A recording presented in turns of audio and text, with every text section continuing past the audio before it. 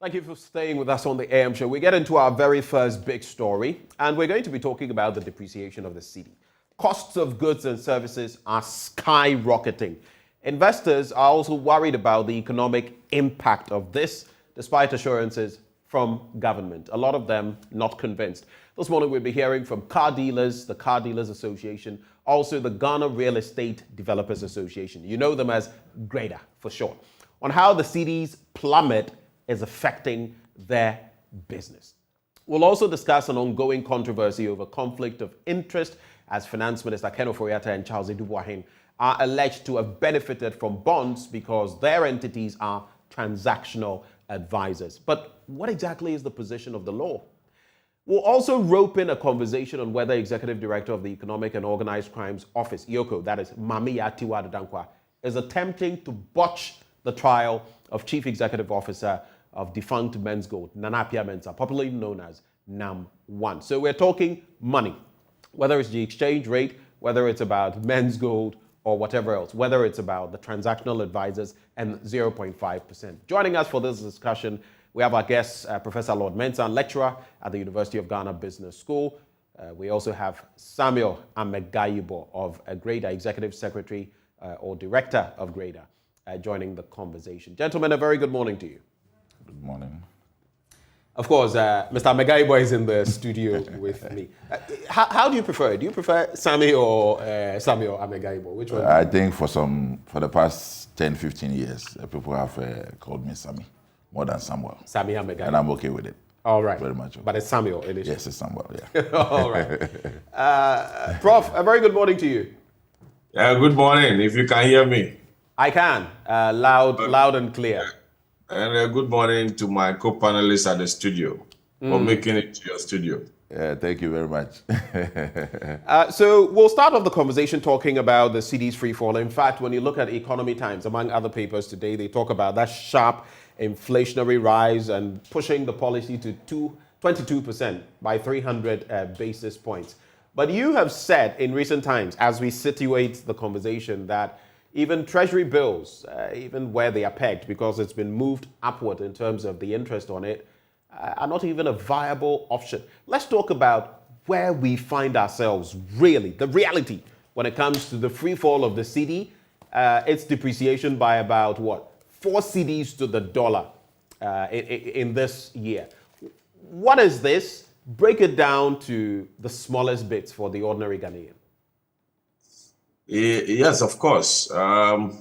If your cedi or your currency is depreciating, it has good side and a bad side. But then the bad side, to our perspective, is more than the good side. Now, we have an economy where we import more than we export, for which almost every product you see on the shelf is an imported product. So, if an ordinary person wants to know how these indicators feels in his pocket, he should look at his purchasing power of, whatever money he has, and then going out there to buy or to assess, certain levels of services. Obviously, will have impact on the person's pocket. When it happens like that, what we call disposable income, which at the end of the day, you look at what you are earning and then what you can buy with it, and then possibly what you can save also goes down. So if you look at the structure of our economy, the institutions we have, the financial institutions, do more savings than individuals, because the individuals, after taking care of, their consumption, what is left in their pocket is nothing to write about. So effectively, savings ability goes down.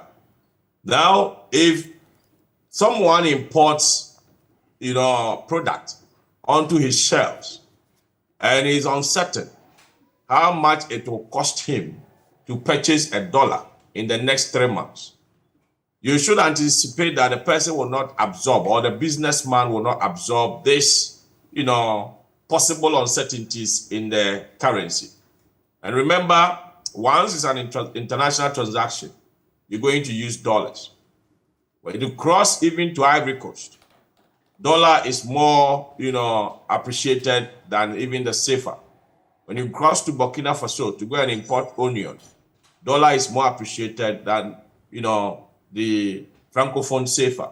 So effectively, it tells you that whatever transaction we are doing outside, the borders of this country, you will need, dollars.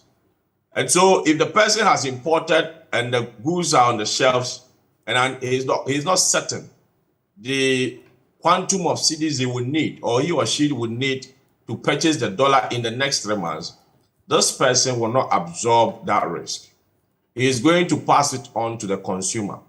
So obviously, you realize that prices that are, supposed to go on the market at a low cost, the person will start putting some margins on it just to make up for these uncertainties. Now, if you look at the investment side, you realize that interest rate, if you run across all the interest rate structures, be it treasury bills. This morning I was listening to your news and they were talking about the 1 year bill going for around 28 or 29 percent, and then the 91 day going for around, I think, 25 or 24. But investors are more comfortable with the 91 day. Now, somebody will ask, why would the investor be more comfortable with the 91 day whilst, the 1 year gives more, rate of interest than the 91? The reason being that the investor hasn't got a confidence in the 1 year, because if it turns up the 1 year, he doesn't know how things are going to be. He's looking at the purchasing power of his money.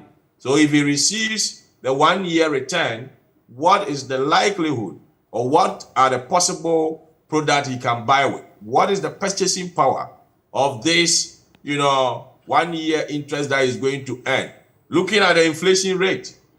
If you look at inflation rate, clearly, as it stands now, it's about 31%. And it's way above any of the investment structures we have, the returns on any of the investment structures we have, including mortgage, for my good friend at the studio. So effectively, for mortgage, we'll say it's a long term.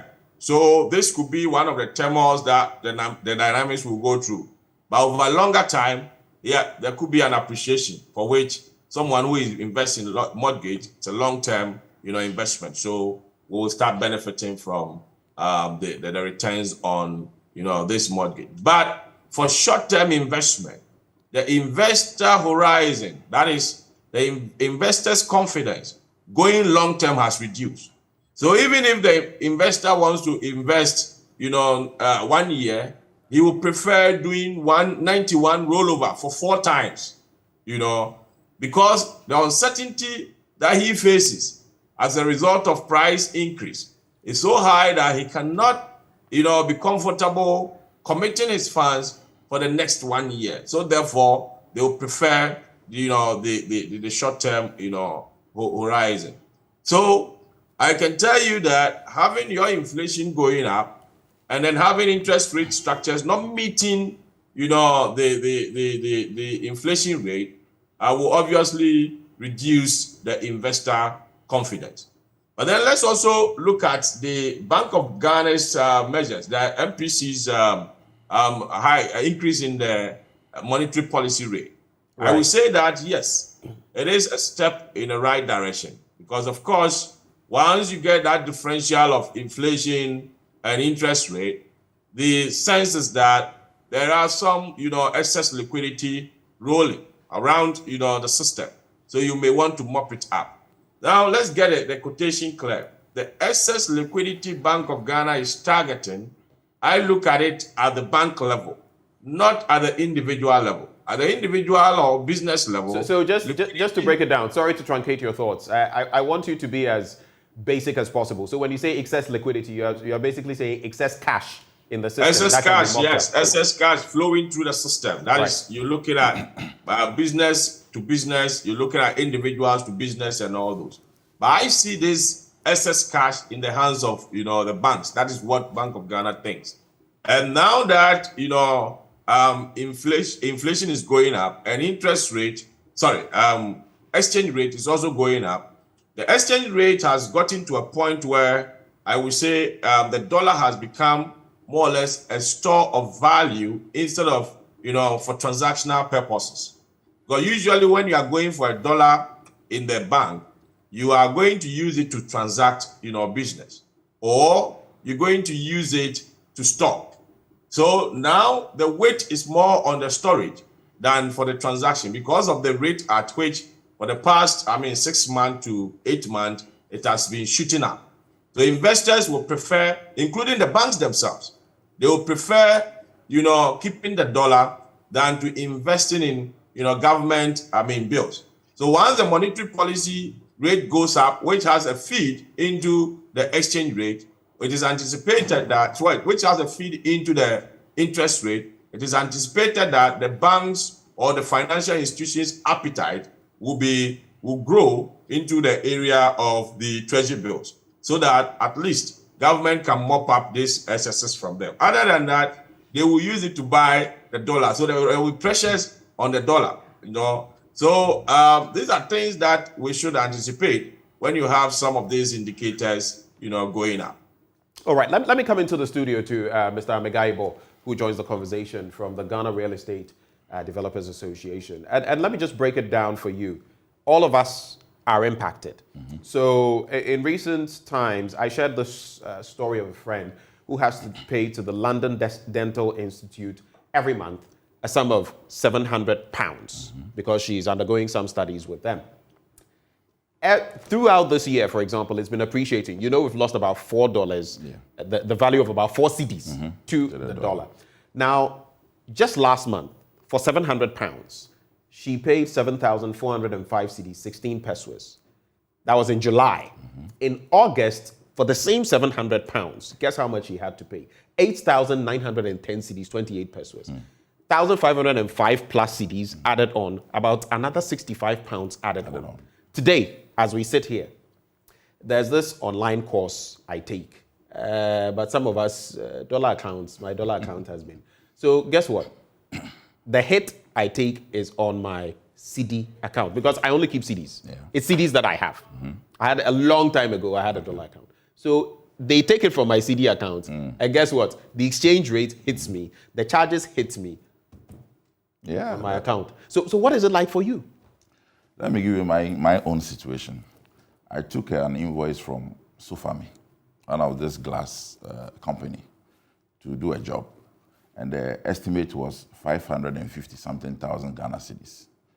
Now, I have to go through processes, project team, and then approval from the client and all that. By the time I was done with this approval, which took me about 3 weeks, I went back to Sufami, and the price has gone up by 680 or so, which means that I have to pay over 100,000 extra just in the space of 3 weeks. 3 weeks? 3 weeks. And how much extra were you paying? The price originally was around 550 something.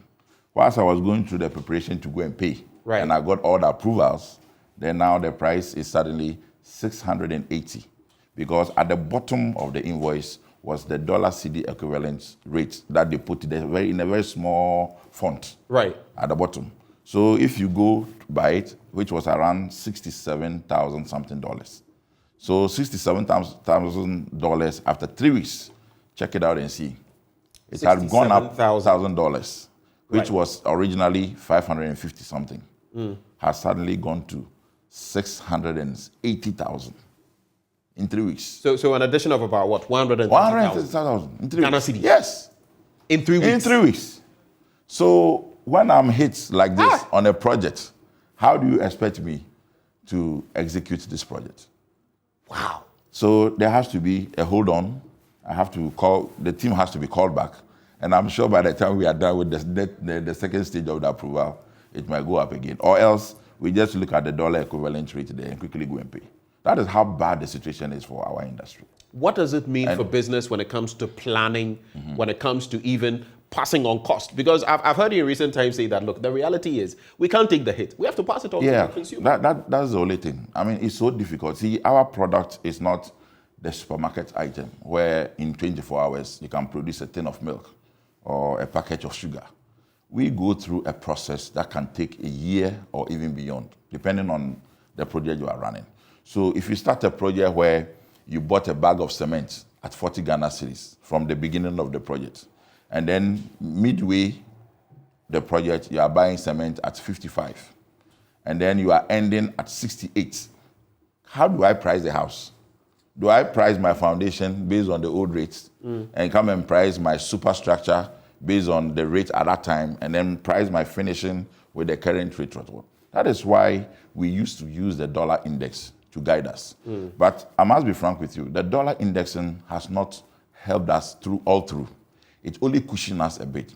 Because if you look at when COVID struck, that was December, within the year that COVID struck, price of iron rods shot up within that year to 42%. Right. I know that even recently it shot up. It shot up again. I've got for a ton or so for about 6,000, moved to 8,000. 8,000, yes. I don't know whether it's increased. Yes, it has increased. It has increased from Yes, 8,000. It has increased. So from 20, when did the COVID strike? 2020, yeah. Late 2020. So 2020 December to early January 2021, there was high prices everywhere. Cement was from 38 to 42. And then within a month or so, it went from 42 to 46. And then after some months, and I think a year or so, it shot to 55. In fact, it makes the business very difficult to manage. And especially when you have a contractual relationship with, especially contractors, who have signed deals with people to execute a project at a price. And you get these things hitting you so badly. And with the COVID, it was not just the dollar exchange rate alone, but international prices went up. And in our products, we have cement and iron rods as the two major components of our products. And we did not have any control. If it was something that was being manufactured locally and you can manage it, that's fine. But these are international prices. So we were hit with three things. The cost of the product, which had gone up internationally. Then the cost of freight, which had gone up for 300%. Can you imagine how much it cost you to import these goods? Had gone up by 300%. Then the dollar exchange rate. Even at that time, the dollar exchange rate was not too bad. So there was focus on the international prices itself and then the freight cost. And then now, the dollar exchange rate has just worsened everything altogether. And it is making it almost impossible to breathe. And I don't know what government is going to do about this. Let me just announce as well that we've been joined by Eric Kweku-Boateng, President of the Automobile Dealers Union of Ghana. I will stay with you, but let me just usher him into the conversation. Mr. Boateng, a very good morning to you, sir. We appear to have lost Mr. Boateng. We'll try to reconnect with him. That's another industry that has been severely hit. Yeah. The automobile industry. But let me put these two questions to you very quickly. One, has demand for real estate products, your products, has demand shrunk? And how much more? You're saying that it's difficult to breathe. How much more can you take, basically, if it continues like this? If it is the exchange rate, we may probably be okay a bit, but it will be difficult for the consumer. Because for me, my products is just based on my expenses, and then I add on my profits and overheads. We mostly sell sometimes directly to the public who come and engage us directly, and they may have a relationship with us to say, I'm going to pay by installment over a period of a year. We cannot do beyond the project lifeline. I hope you understand that. Right. If my project is going to take me a year or two, my flexible terms with you can just span over that period. Right. But beyond that, you may have to go and get a mortgage. So if you get a mortgage and you pay me at the beginning of my project, me and you, we are done. Then the problem is you and the mortgage companies. How are you going to pay the mortgage company? And if you are a Cedi earner, it is crazy. Because you can see the differences that we just calculated. Like it's going to be today. Yes. So I'm paying in dollars, but it's from my Cedi account. And it's a big issue. So we say we only hedge it against the dollar. So I index my price. If my price is $100, you call me. I have my calculator by my side. I quickly multiply by the exchange rate by the morning. But the challenge has to be with people who are paying mortgages. In the sense that, for me, if I get a direct payment from a mortgage company, like I said, I'm secured. But what about the final consumer who is paying installment back to the mortgage. And if I may add, how doesn't about end- the one who maybe wants to pay you outright? I'm Yes. sure if the person is done with the payment, Yeah. no matter what overheads you put there, and then the depreciation keeps up, yeah. how do you keep up? Because the person has sorted you out. Yes. But then how do you maintain the same standards with prices inching up? With the for me and my product? Yes. No. I mean, assume someone comes, assume I come to you and I say, you say maybe it's pegged at 300,000 CDs, and I pay you off. Okay.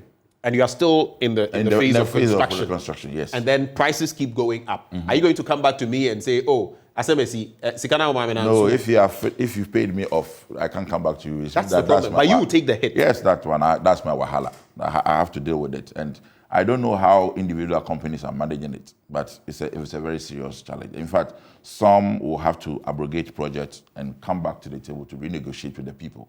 And you will be lucky to get a customer who understands. And have you had to do that? Yes, several times. It happens. You've had to do that? You have to.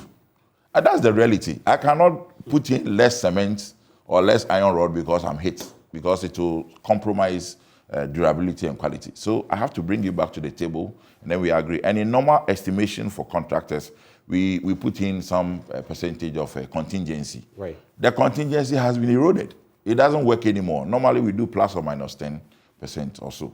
These days, it doesn't work. You are working, and by 5 to 6 months thereabouts, this contingency is already eroded. So you must get a client who understands and will be willing to come back to the table, and then you look at it. And it has happened in a few cases that I'm aware of as well. I want to quickly go to Mr. Boateng, but the other bit I asked, has demand shrunk? Just very quickly. Has demand slowed down? It has slowed down. I would not say it has shrunk. Funny enough, a lot of, when we had our stakeholder engagement, I did a little checkup with some of our members. A few will say, oh, during this COVID and now, I have rather made a lot of sales. Others will also say that there has been a very high increase in inquiries, not necessarily translated into sales yet, inquiries. And then others will tell you, oh, the business is so bad that I don't know what I'm going to do. So I went beyond that and checked what was happening. I realized that most of the Ghanaian residents, those people in Ghana, right, were those who were struggling to buy houses. Right. But Ghanaians in the diaspora were now willing to come home. Hard currency, dollars, euros, pounds. They were fine because I think COVID taught them some lesson, began to invoke in them that, look, you people have to start preparing going home. So that's why there was a lot of increase in inquiries and a few sales by some people. But the local Ghanaians, it was a big problem. So that is testament to the fact that if you are here in Ghana, you're earning cedis. Of course, there are people in Ghana, expats and all, who are earning in hard currency. But if you're earning cedis, then you will feel the pinch, because if you want to transact or purchase anything, the exorbitant exchange rate will hit you. But let me bring in Mr. Boateng, President, Automobile Dealers Union of Ghana. Thank you for joining the conversation, sir. Welcome, sir. Thank you. Great. You've heard, I'm sure you're listening in, you're watching, and Mr. Mbegaibo has painted a certain picture. For you, what is your reality on the back of the dollar to CD, pound to CD, euro to CD exchange rates? Once again, thank you. And then let me say good morning to your cherished viewers. Yes, as the discussion is going on, I was listening to my senior brother. And it's true, as you were asking, as for the dollar issue is very, very tough for our industry, in the sense that this morning I even called one of my guys, what is the dollar rate now? Because somebody wants to come and buy my car, and which I have to calculate the import, the buying, and the clearing at the port. I have to calculate all those things, and then also check the current dollar rate so that I could not run to lost. And it's almost 11 cedis. That is what my guy told me, that the dollar was up now. And my brother, is very tough, because as a businessman, and now of this, if you wake up in the morning, what you are realize that you have to call, check what is going on in the system before you can move on. So if you're asking me about the dollar, because our business that we are doing now, all it's about is dollar. Because we buy the cars in dollars. For instance, we have bought Toyota Corolla, like maybe $12,000 in the US. You ship it maybe about $1,500 or $2,000. And then port, the government is waiting for you to calculate the amount you bought the car from there, where the car is coming from. So he's going to calculate the dollar rate, then use it for, paying for your duty. So after the car will come out, you have to calculate all those things, then add your profit. So it's very tough. So now if you go to our garages, all the cars has been bound there. Customers are not patronizing it because today, in and out, the dollar as it's going, the prices too is going up. So this is what we are even telling the government, that if you can just give it a fixed price, because if you go to Togo, if you go to Ivory Coast or even Nigeria, if you are importing maybe 40-footer container, maybe 5 cars will be in, it's a one fixed price. They will quote one price. So if 5-10 years, that's the price, Nigerians are quoting. But Ghana, for instance, a small village like Ghana, if you import car from maybe US or whatever, the country, world, and you just arrive at your destination, as the dollar goes up, the duty too is going up. And it's a challenge to our industry. So it's something we have to, look at it and then see the way we, the car importers or the car dealers, we can get a fair pay platform to showcase our business, right, to grow our economy also. And that was a question I was about to put to Mr. Amegaibo. Fortunately, you've brought it up. So you would call for some level of standardization, because others in different industries have called for that let's have some standardized rates so that at least we can plan with them, because right now it's simply not working. But you're also saying then that sales have really dipped. I mean, can you give us percentages in real terms when you look at your own self and your members? What percentages can you give us? If you were selling maybe 10 cars, how many are you able to sell now? My brother, that's a very important question you are asking. As I'm speaking with you now, with your viewers, from January, as I'm speaking now, I just sold only 2 cars. You sold 2 cars? Only 2 cars. And those cars are Toyota Corolla. Now, those cars are moving. I have about 30 to 40 cars in my garage.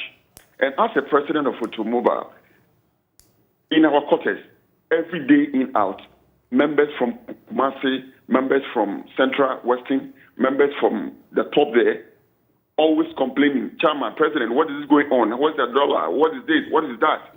And, it's something. So it's a very big blow to our industry. Let me go back somewhere May. We had a meeting with our gentleman, Ken Furiata, that's our finance minister, concerning the benchmark value reversal. We had opportunity with the GUTA and other stakeholders. We met our brother Ken Furiata, that's our Minister of Finance. And he started, hammering about this benchmark reversal. So we told him that, my brother, what we have heard, that if we said we are going to reverse the benchmark value, it will affect the business and also the economy. So let's look that angle very well, so that it could be that reversal should come back to our business. Because any business person, if you want to go and buy something, what you are expecting is profit. So as a government, the moment you said, okay, this is my target every year, you've been exceeding it. So why should you temper the benchmark value? It will be a big blow. And the smart of our finance minister came out with, okay, then if you reset that with this team, that is what they are coming to tell us, that instead of reversing the 30% from we, the automobile dealers, and also the 50% from the GUTA and the coal, what they can do is that, because the country needs the revenues, they can even, adjust our own to 10%. Then the GUTA will be to 30%. Then that means from the 50% to 30%, 30% to 10%, that is we, the automobile dealers. I told him that it will be a problem. So just remain where it is. If it's not, it will be a big blow. Because assuming we are almost about 6 or 7 of us having the meeting in these small premises, but we are the Ghanaians. let's put our president aside. Aside the president, you, the finance minister, senior, this is Ken Oforiatta, and me, the automobile, I'm represent all the automobile dealers union, automobile industry, players. I'm representing them in this particular meeting. This is my brother, Guta Natobin, is present. And then customs, commissioner, Damwa is also present. Right. And all the gurus. So we, the gurus here, we are representing Ghana. So anything we say here, it will affect the local people on the grounds or even the market. I said I didn't take it seriously. After, within 2 or 3 weeks' time, then the economy started cramming. And that is what we are facing as I'm speaking with you now. And now see the dollar also. So everything is just mixed up in this particular dollar. And Master, as a country of Ghana, these our brothers from the Burkina Faso, they by road, they won't come in the genuine way. They will just enter inside the country, somewhere from Mali, somewhere. And now, they will connive with, because what I realize that is, our dollar is, Bank of Ghana is the own government institution decide for how the dollar will goes about. Because if you send something from abroad, what I realize that is just Ghana, Bank of Ghana, they are in charge of $2. So how come dollar should be like a struggling point that if you want a dollar as a businessman, every day in, day out, the price is somebody is dictating how the dollar rate will go about. Now go to Tudu, go to Kauli, go to airport, residential area. You see them sitting there. They are deciding our dollar, how the dollar should go. And our big men too are sitting in their comfortable offices, enjoying what is going on because they are not trading with dollars. And we, the businessmen in the community, we are suffering.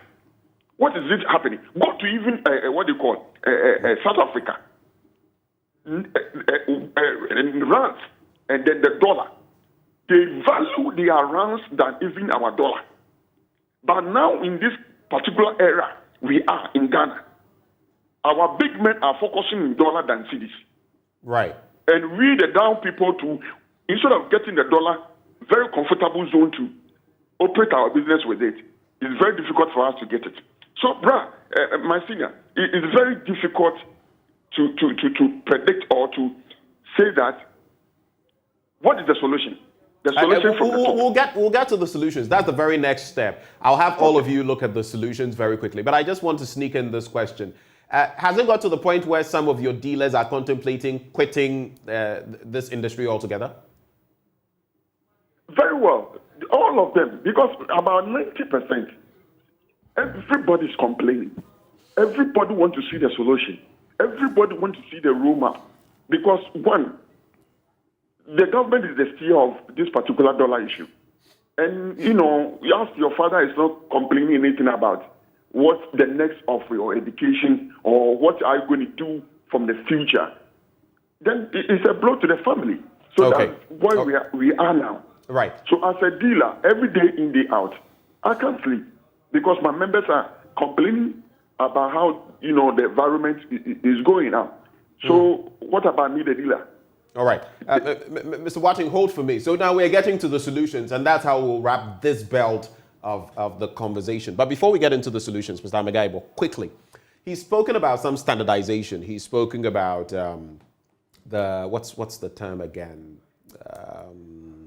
The benchmark values and all of that. Now we have EVAT and all of those coming into the system as well. Is there any standardization that will impact your industry for the better? Is there any such approach for you? I'm not too sure. Because for them it is clear, but for you it will be difficult. Right? Yeah, we are users of products. So whatever happens in the arrangement of how the product gets in is where we are concerned about. So if there is any such valuation, it would have to be on the product. Products, yes. So as soon as the product is on the market, we have to go and purchase. All right. So anything that will affect the arrangement to bring the product on the market, then we are concerned about it. All right. So gentlemen, let's talk solutions now. I'll start with Professor Mensah on this beat. There are three things I want to run by you. First of all, this standardization that has been spoken of by Mr. Boateng. He's not the first person making mention of it. And then again, there's the issue of hoarding of the dollar, which we have all heard about. It's becoming a big problem. Industry players tell you that even when they want the dollars, someone was telling me yesterday that he went somewhere. The person held $500 and said even if he was willing to give the person 11 plus CDs, the person would still not sell the dollar. So hoarding as well. And then factor that into the policies that the central bank is rolling out, our financial planners. You say the MPC's policy rate of 22% works, but what else needs to be done? So put that together and give us solutions that you see moving forward. Of our economy. I mean, clearly, if you can hear me. I can hear you. Please go ahead. Yes. You see, I don't know how the forward market that was created by Bank of Ghana, how active it is. But I know Bank of Ghana has been issuing calendar for which at the bank level, their relationship with the bank, they issue, if I say forward market, the forward market is one of the means of, managing the uncertainties in the, the dynamics of, foreign exchange, not the dynamics of foreign exchange. You can apply it to, interest rate as well. But then Bank of Ghana announced this Forex, auction for the forwards, and it has been in existence since 2021. And I don't know how active it is, but I know over the years, they've been issuing forward market for which you can buy the dollar in anticipation. So effectively, if the banks want to sell the dollar or they want to purchase the dollar from Bank of Ghana, they can buy it at at a certain rate fixed over the next 3 months or the next 4 months. But for the transmission between the banks and then the businesses, I don't know how they operate, this market. But for that structure to be in place, it should be a best way to peg the dollar in demand at a certain fixed rate in demand for maybe for the next 3 months or the next 6 months that you'll be doing your business. I can hear my good friend who has been importing cars saying that, yes, sometimes as they are selling in cities, they are not aware of how the dollar is going to be in the next 4 months. In that regard, they can go into an agreement with the forward market if it is active, and then by so doing, but I believe the banks are operating in that, kind of corridors with the Bank of Ghana. But transmission to the businesses and then to the individuals is what I don't know. I don't know how they're operating on that. But I can tell you that if Bank of Ghana should go all out and increase even the forex market, over the years I've seen they've been issuing about $50 million forward market, which the banks get it at a fixed rate. Over the past 24 months or so. But then if they will insist that they will pass on the same mechanism to the businesses, it should be able to help in solving some of these uncertainties and problems that the businesses face. Okay. The other hand is And owing to the fact that we have limited time for this end of the conversation, Prof, I would appreciate it if you could summarize your thoughts a bit. Yes, okay, so fine. The structures that Bank of Ghana put in place, looking at buying the dollars from the mining companies and then the oil companies, that will also have a way of bringing, what is happening now, all that we need is to increase, the buffer of our dollar reserve, and that should be able to curb all this situation. I think those measures put in place together with increasing, the quantums of issues on the forward market and insisting that they pass it on to, the businesses in the same manner should be able to help in that regard. So that, when, my friend businessmen are in need of the dollar for the next 5 months, they can fix the price and then pay a premium for it. And over the time, they go for the dollar at that rate that they agreed on with the bank. Right. Prof, hold, stay with me. Let me bring in Mr. Boateng. So what for you is the solution, the way forward? Thank you very much, my brother. The way forward, I think the government, the main key is from the government. Okay. The government must sit down with the business community. What is the way forward to, steady our dollar, and also which angles which will help the business community to, sustain the dollar so that the cities cannot always fall like the way we see now. One, we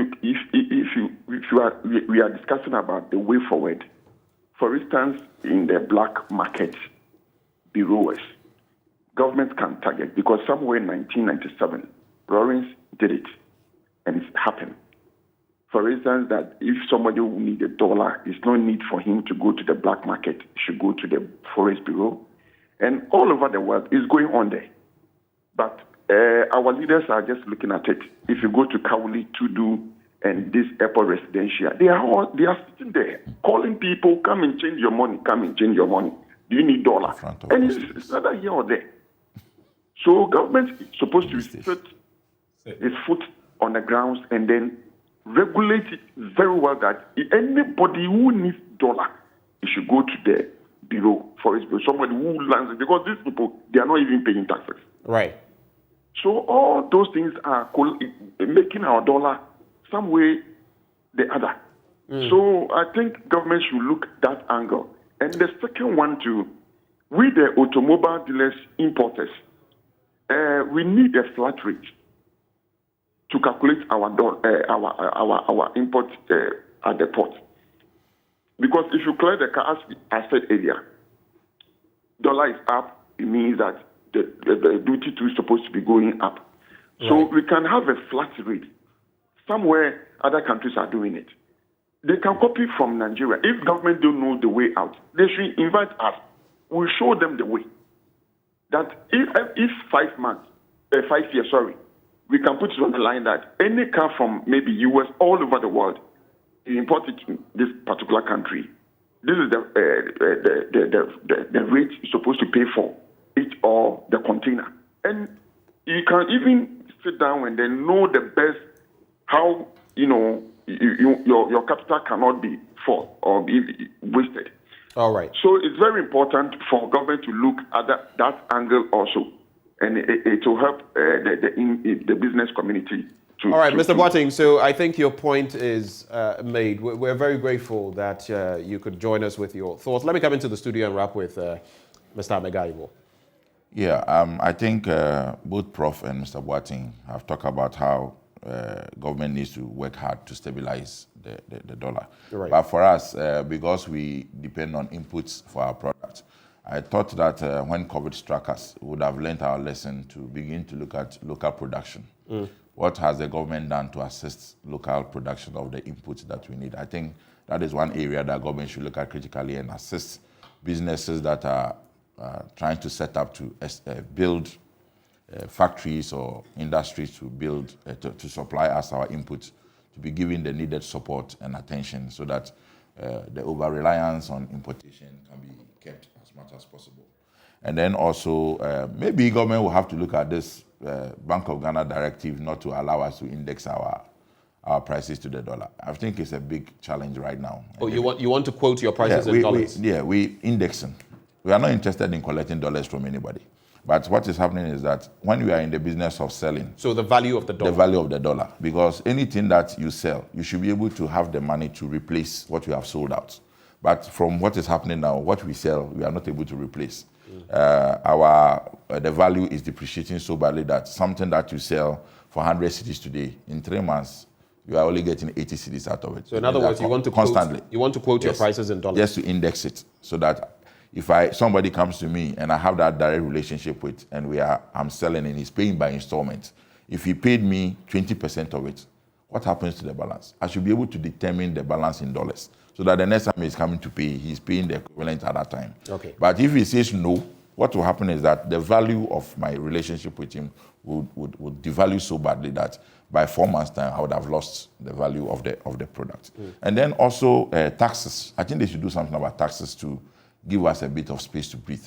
For example, if we import clinker into this country, the taxes that the clinker importers pay is a percentage of the product price. So if internationally the dollar has gone bad and even international prices has gone bad, it means that government is indirectly benefiting also from that. So can we look at maybe giving some flat rate for those taxes instead of applying the percentage import. Because if I import 100 cedis of goods from outside, right, and government percentage is 10%, it means that now that the price is 150 or 200, government is directly benefiting. And so you should try and remove those taxes from there and give us maybe a small or even suspend taxes for a while. Businesses are not doing well. It is better you do something to sustain business than to make them collapse, where employees will have to go home without money. Employees have wives and children at home to take care of. So the repercussions will be very high. Right. But if you help businesses to sustain and you give them those relief for this period where we are having a hard time, when things get better, you can resume with your taxes. But I think we can do something about taxes. Practical solutions being proffered there. Eric Kwekuboateng, President, Automobile Dealers Union of Ghana. We've also been joined by Samuel Amegaibo, who is Chief Executive of Grader. They have joined us with their thoughts in terms of how they're feeling the pinch and what the way forward is. But stay with me, Professor Lord Mensah. We move on to the next belt of this conversation, which has to do with the conflict of interest situation involving Finance Minister Ken Ofori-Atta and the Minister of State for Finance at the Office of the Presidency, Charles Edubuahin. I'll start with you, Professor Mensah. When you look at all these accusations that have come forward about 0.5% and Databank and Black Star Limited being transactional advisors, there's been a lot of talk about the fact that it didn't start today. It started going back maybe even 20 years plus. Why are we now victimizing them? What is your basic understanding of the situation, Professor Mensah? I mean, I've had a problem with the way and manner we appoint, our ministers, and looking at some of the procedures they go through. Vetting in Parliament seem to be kind of a formality which they go through. You could see a minister going through a vetting. You know very well that this minister is not supposed to get a job. A minister gets appointment without any benchmark as to how he's going to be measured, on his output. All that we do is to, spend on them. At the end of the day, you ask yourself, how would an economy grow? Based on such, procedures of getting public officers to work for us. I know our constitution, comes out clear to prevent this conflict of interest. But let me tell you, our constitution is mainly framed, having at the hint side that individuals or public officers are going to be rational. Now, if you are part of a company and you declare that you are no more part of the company, but you still hold shares, I think for me, it's enough for me to tell you that, yes, you can't get a job because the interest in there. I understand. Yesterday on this program that you've been having in the mornings, I was on it. You mean Saturday Newsfile? Yes, Newsfile. I was on it, and I indicated that clearly the way and manner we get our ministers is kind of a problem. You see, you can work with a company, but when you exit the company, it should take some time, because usually your ties with the company may influence your decision making. It doesn't matter how you look at it. So for instance, you will see somebody who has just exited Bank of Ghana, and the person is appointed a board member of a particular bank. Now, this person has strong ties with the Bank of Ghana. At any point in time, whatever the person needs, the person can just pick a phone and then use his influence. Because we should understand that human beings, we're not going to be rational throughout our dealings. There are irrationality component that comes, that you may not know. Effectively, the person will say, okay, this is the information you need. Let me just call, somebody at the Bank of Ghana. Because he's worked there, he still has a tie in there. So let me put it this way. Before, we need to revisit our constitution and say that, hey, look, before you are appointed as a finance minister, you might have owned, an investment bank company. You might have been, a bank owner. But then when you exit or you decide to relinquish that position, it should take you about 4 years before you can pick up the position of a finance minister. By that time, hopefully, let me put it that way, your ties, with that institution would have, gone down. And so I think it has a problem with ethical issues. This country, that is what is killing us. So at the end of the day, we should, really look into some of the ways and manner we appoint, our ministers. Something was telling me that, so does it mean that experts in certain areas might not be involved in some of these, technical and the related ministerial positions? I say, yes, you can appoint them. We've had ministers who were not owners of banks, who were not, what do you call it? Owners of financial institutions. But at the end of the day, this ethical and conflict of interest issues were minimized. And so we should look at it carefully and look at how the president appointed Ken Ofori-Atta. He came up and directly, he is his cousin. And look at what is happening now. Calling for his head, the president won't even listen. Because all these ties are playing that major role of maybe, this is my cousin, he's occupying a position. How do I, get him off this position? It's going to be a family problem.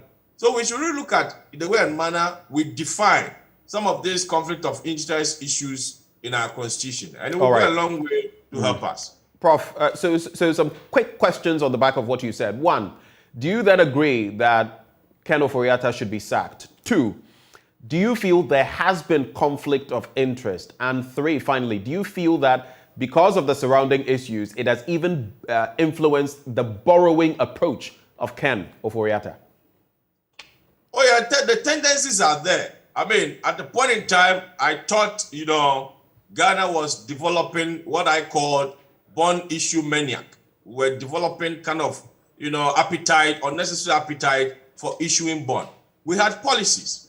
We had policies that could have helped us to improve on our export.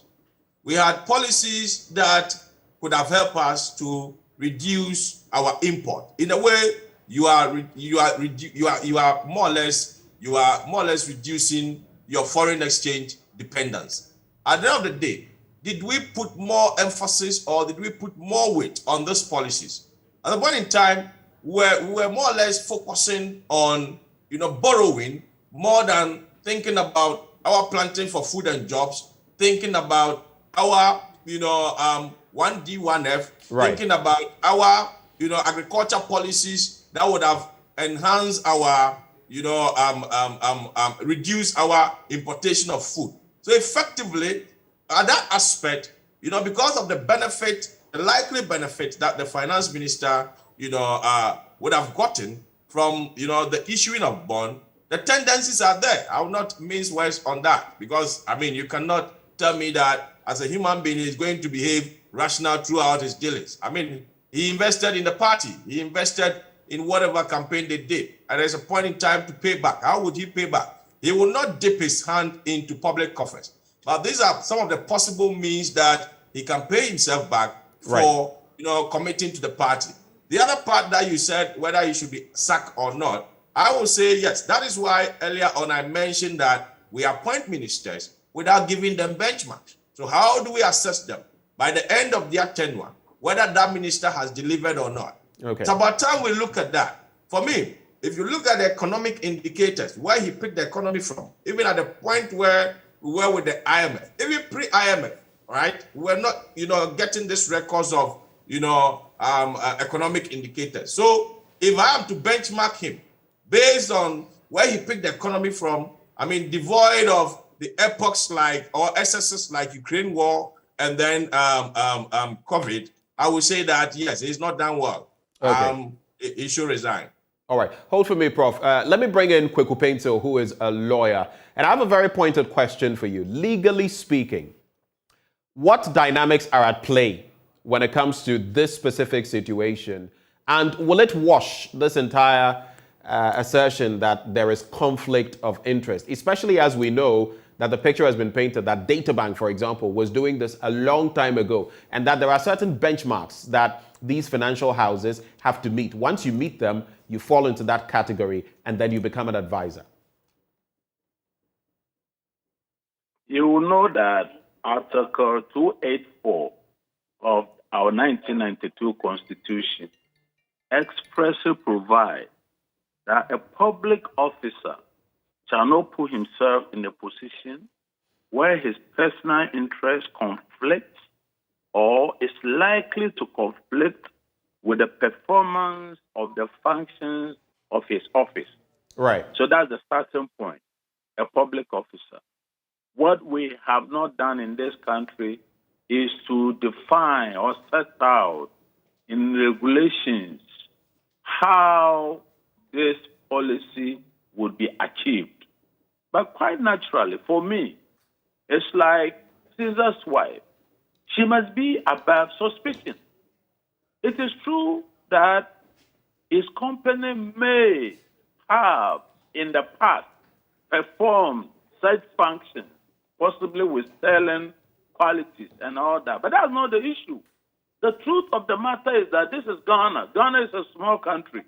And once you were with that company, irrespective, I noticed my good friend was even trying to limit it to 4 years and 5 years. For me, it goes beyond that.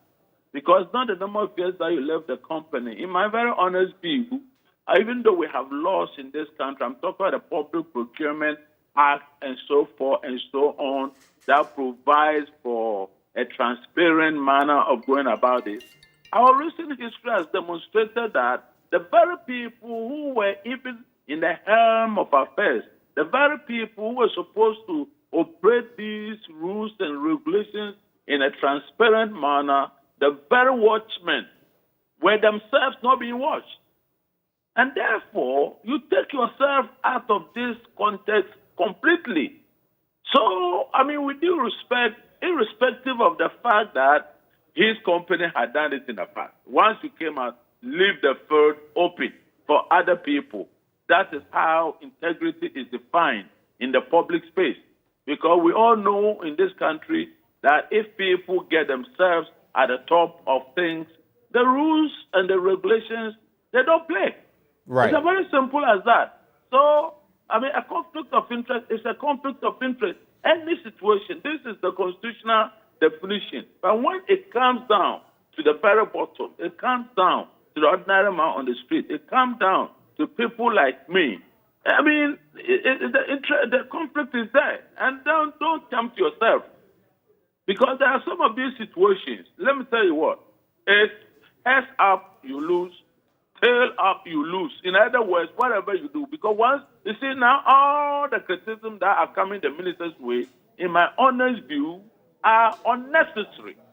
If he himself had taken, ensured that his company, whatever their performance had been in the past, was taken out of all this space. I mean, it's as simple as that. Because now, as it is now, fair enough, his company is no longer a member. Is that what we say?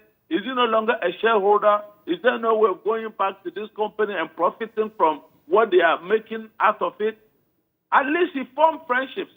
There were relationships and so forth and so on. So please, my honest view, I don't only speak as a lawyer. I speak as a Ghanaian. And this is something that we ought to learn as a country. And that's my own view, my very clear view on this subject of conflict of interest. That's it for now. So for you, if you have other questions that you want to ask, I want to break it down. All right, for you, Mr. Paintsel, so we have just about 2 minutes to do any breakdown. But for you, prima facie, on the face of it, there is conflict of interest. Do you then agree that with Professor Mensah that the Minister of Finance should resign? And maybe by extension, since there is also Black Star and Charles Edubuahin, should they both resign? You know, in Ghana, in Africa, all these pieces of resignation, they seem like jokes. But elsewhere, that's the standard practice. And I would, for their own, the sake of their own integrity, for the sake of their own honor, they're required to resign. And of course, if they're not resigning, somebody must push them. And that somebody is the President of the Republic of Ghana, who has the power to hire and fire. So that's my clear view on the subject. They are caught in a conflict of interest. Nobody knows how many millions they've got in their account. That money is never going to be returned to Ghana in spite of all the problems and the difficulties and the rush to IMF and all that. People get to keep that money. Why must they keep it? I will even go further, that the monies, the profits that they've made out of this transaction must be returned to the Republic. You know, I think sooner than later, we need to have very clear policies in this country that would ensure that people who profit through these means, these methods, these ways, must be compelled to vomit the money that they made out of our woes. That's my own view of this matter. Okay, Mr. Paintel and Professor Mensah, so to sum up the conversation, 30 seconds each. We've all established, so to speak, that there is conflict of interest, and both of you are singing from the same hymn book that they should be sacked, or that the appointing authority, Mr. President, should sack them. If that doesn't happen, what would you say is the way forward? 30 seconds each. I'll stay with you, Mr. Paintel. In Ghana, there's no way forward. There is no avenue for the constituents to throw them out of office or anybody to touch them in any way. Of course, somebody may raise an issue in the Supreme Court concerning the constitutionality of these people remaining in office in clear violation of Article 284 of the Constitution, taken together with other provisions of the Constitution. People may wish to take that one up. I mean, it's about time that we tested our Constitution in all ways, including the position of officers who refuse to go out, and that of our president who refuses to sack his ministers for clear breaches. Okay. Stay with me, Mr. Paintel. Let me wrap with Professor Mensah as well. 30 seconds, your thoughts. Our Constitution, thus allows us to, test, the law. Right. But then in the end, I can tell you that there's nothing we can do until election. Because, why people spend into, politics? We should ask ourselves. It's more or less an investment. The person spends knowing very well that, when he goes into the politics, he's going to make that money, and even in multiples of it. That is why they spend. So effectively, the system has been structured in that manner. And the only way we can deal with this is to, look at, 2024 and possibly decide whether we can retain, such a minister with his administration or not. Thank you so much, Professor Lord Mensah, for joining us this morning. He is a senior lecturer at University of Ghana Business School. Thank you so much, Prof. But stay with